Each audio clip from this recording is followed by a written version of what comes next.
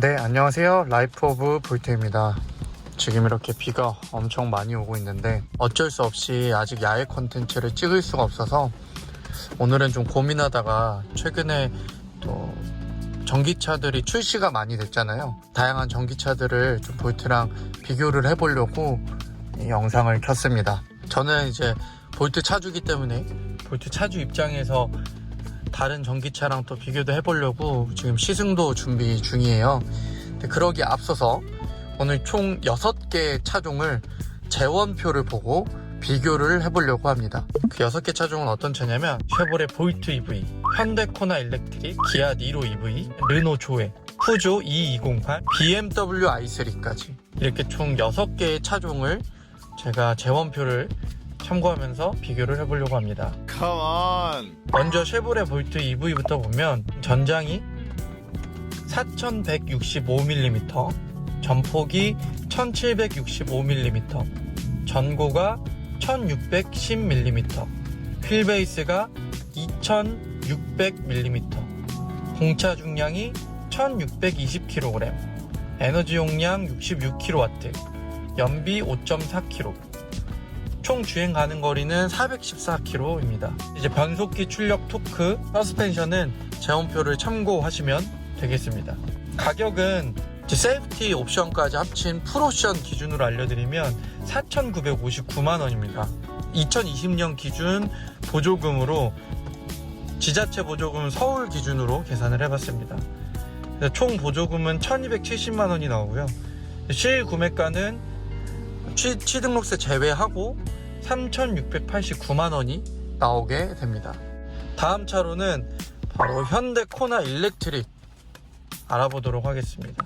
현대 코나 일렉트릭은 전장은 4180mm, 전폭 1800mm, 전고 1570mm, 휠베이스 2600mm, 공차 중량 1685kg, 에너지 용량 64kW, 연비 5.6km, 주행 가는 거리는 406km가 나옵니다. 그 외에 사항은 재원표를 참고하시면 되겠습니다. 특히 코나 일렉트릭 같은 경우는 후륜 서스펜션이 멀티링크라는 게 가장 특이한 장점이고요.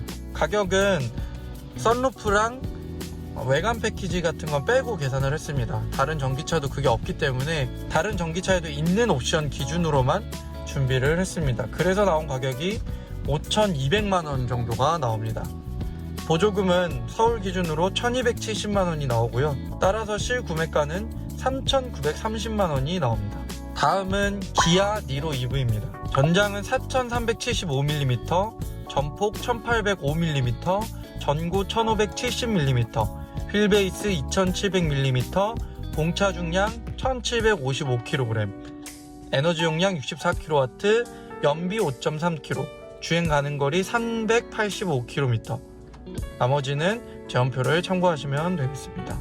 니로 EV도 코나랑 마찬가지로 멀티링크 후륜 서스펜션을 가지고 있고요. 가격 또한 썬루프랑 외관 패키지 그리고 충전기 뭐 이런 거 똑같이 빼고 다른 전기차에도 적용된 옵션 기준으로만 했을 때 가장 최상위 트림으로 5,245만원이 나오게 됩니다. 서울 기준 보조금 1,270만원이고요.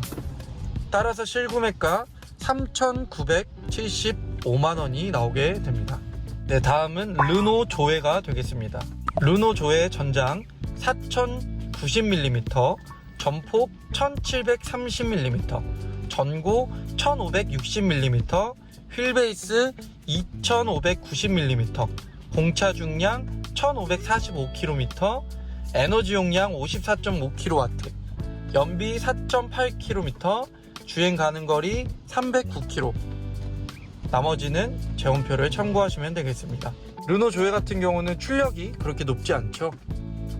하지만 저렴한 가격으로 어필을 하고 있는 차입니다. 가격이 풀옵션 기준으로 4,395만원입니다. 추가되는 옵션은 없고 가장 최상위 트림을 선택하면 이 가격이 나오게 됩니다. 보조금은 서울 기준으로 1,186만원이 나옵니다. 실구매가는 3,209만원으로 현재 소형 전기차 중에는 가장 저렴하다고 보시면 되겠습니다. 다음은 푸조 E208입니다. 전장은 4055mm, 전폭 1745mm, 전고 1435mm, 휠베이스 2540mm, 공차 중량 1510kg, 에너지 용량 50kW, 연비 4.4km, 주행 가능거리 244km입니다. 특이하게 변속기는 CVT로 이루어져 있고 출력이 르노 조에와 비슷한 수준으로 그렇게 높지 않습니다. 그러나 르노 조에보다 훨씬 주행거리가 짧기 때문에 이 부분은 감안하고 구매를 하셔야 되겠습니다. 가격은 최상위 트림의 가격이 4,600만원입니다. 보조금은 서울 기준으로 했을 때 1,103만원이 나옵니다. 실구매가는 3,497만원으로 르노 조에와 약 200만원 넘게 차이가 있는데 주행거리가 훨씬 짧기 때문에 이 부분은 참고하셔서 구매를 하시면 되겠습니다.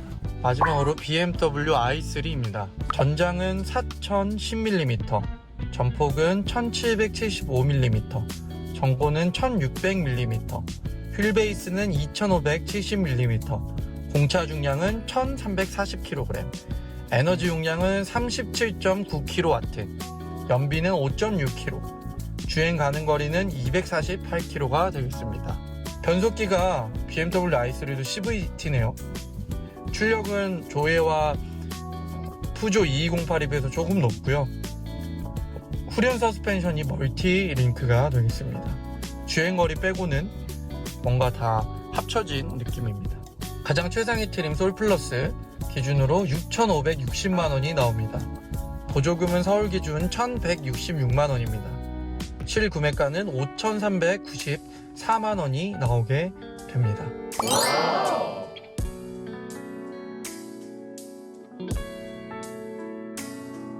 이렇게 6개의 전기 차량을 다 비교를 해봤는데 주행거리를 놓고 따졌을 때는 쉐보레 볼트 EV가 가장 높습니다. 사실 400km대라고 볼 수 있는 코나, 볼트 EV, 니로 EV가 주행거리가 가장 우선일 때는 고려사항이 될 것 같습니다. 공간적인 측면에서는 가장 넓은 공간을 내가 원한다 하면 기아 니로 EV가 좋은 선택지가 될 것 같습니다.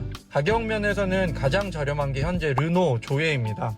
300km대가 넘는 주행거리도 준수한 편이기 때문에 르노 조에가 공간적으로 내가 조금 부담이 안 된다면 나쁘지 않은 선택지가 될 것 같습니다. 이 중에서 전기차 전용 플랫폼으로 만들어진 전기차는 BMW i3와 르노 조에와 쉐보레 볼트 EV가 되겠습니다.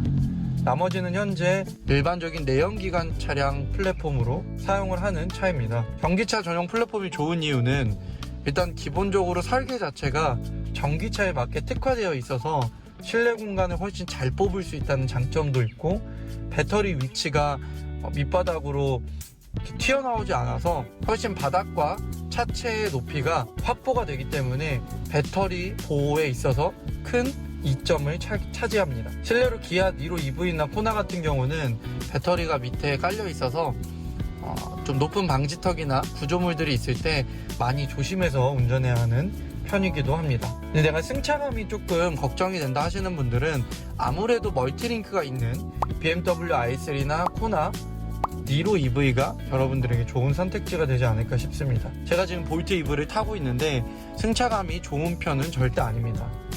미국차 특유의 뭔가 덩어리로 움직이는 꿀렁거림이 좀 있긴 하고요. 그렇기 때문에 어느 정도 이런 다이나믹한 느낌을 내가 좋아하지 않는다 하면 멀티링크가 여러분들에게 조금은 더 도움이 되지 않을까 싶습니다. 단 운전자 입장에서 느끼는 차이는 크게 없다는 거, 그 부분은 여러분들의 라이프 스타일에 맞게끔 고려를 해보시면 될 것 같습니다. 마지막으로 원페달 드라이빙이 가능한 차종에 대해서 말씀을 드리면 BMW i3와 르노 조에, 쉐보레 볼트 EV가 되겠습니다. 푸조 2208은 제가 가능한지 정확히 모르겠는데 월요일날 타보고 이 부분은 정확하게 알려드리도록 하겠습니다. 다만 코나랑 니로 같은 경우는 시스템이 조금 다른데요. 회생 제동 모드의 단계를 설정해서 스마트 회생 제동이라고 앞차 간의 거리를 조절해주면서 마지막에 자연스럽게 이제 제동까지 딱 걸 수 있는 패들 시프트 버튼으로 작동이 가능한 걸로 알고 있습니다. 쉐보레 볼트 EV 같은 경우도 L모드와 더불어서 회생제동 버튼이 있는데 그 버튼을 이용해서 하면 확 씁니다. 확 뭔가 이렇게 가다가 확 서기 때문에 승차감에 그렇게 도움이 되진 않거든요. 그래서 현대 기아 같은 경우는 스마트 회생제동을 이용해서 자동차가 자연적으로 서서히 감속을 하면서 어느 정도 저속에서 이걸 누르면 꿀렁거림이 덜하기 때문에 그렇게 조금 보완을 한 것 같고요. 실제 달리면서 그때그때 회생제동을 쓰면서 진짜 엑셀레이터로 하나만 가지고 조절을 하는 그 느낌은 제가 앞서 말씀드린 BMW i3 르노조의 쉐보레 볼트 EV 차량만 가능합니다. 오늘 이렇게 간단하게 제가 재원 비교를 해봤는데 사실 각자 라이프 스타일이나 각자 선호하는 브랜드, 각자의 가치에 맞게 차가 선택되기 때문에 어느 차가 더 좋다라고는 할 수는 없는 것 같습니다.